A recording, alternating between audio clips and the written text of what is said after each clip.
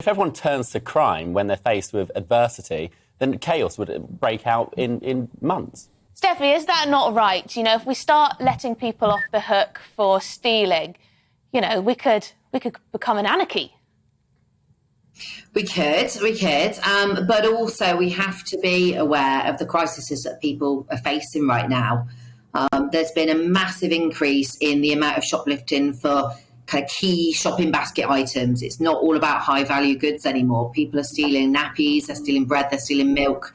That it's people that are very, very desperate now are taking to stealing. There's been a big increase in the amount of first-time offenders being caught with low-value items because of the cost of living crisis. You know, people are stealing to survive. And yes, there are other people stealing to profit, but there's been a huge shift in who a shoplifter is and who the kind of general profile is.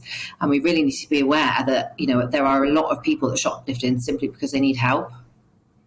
I mean, Benjamin, so if you wouldn't go to the cops for someone stealing a loaf of bread because they had a starving family at home, but you would if they were stealing, you know, £2,000 of toiletries, where's the line? Because it seems that, you know, it's quite extraordinary that there seems to be police officers that are actually supporting this campaign to say that people who are caught shoplifting should be redirected to food banks and so on instead of being prosecuted.